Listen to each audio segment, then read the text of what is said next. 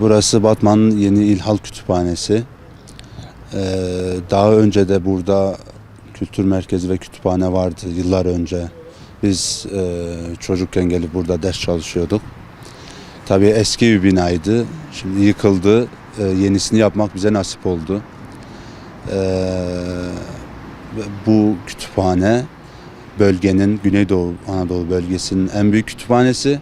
Aynı zamanda Türkiye'de de ilk 10 büyük kütüphaneden biri.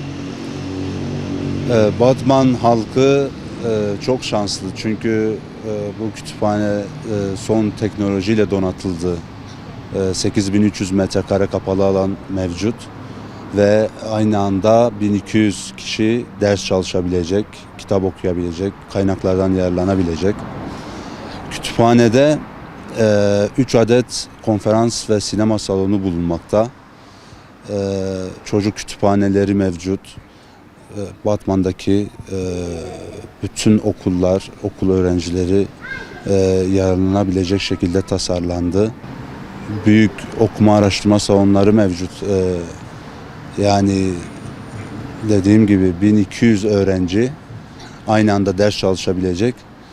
Aynı zamanda maker atölyeleri mevcut. El işiyle uğraşanlar, el sanatlarıyla uğraşanlar da burada yararlanabilecek.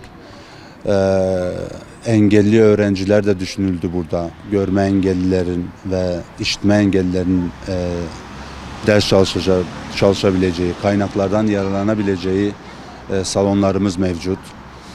Sergi salonları var aynı zamanda.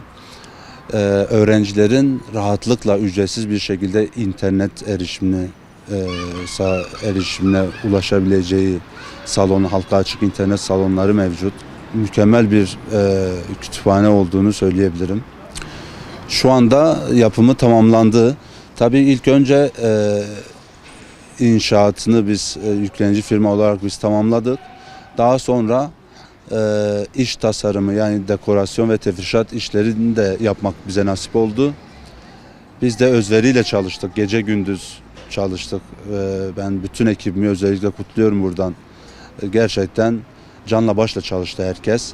Kısa sürede yetiştirebilmek için bir an önce halkımızın hizmetine sunabilmek için çok çaba sarf ettik biz burada. Şu an yapımı tamamlandı. Kitapları da alınmaya başlandı ve diğer kütüphaneden gelen kitaplar yerleştirildi. Şu an halkın kullanımına hazır halde. Yanılmıyorsam yakın bir zamanda da açılacağı söyleniyor. Memlekete hayırlı olsun inşallah.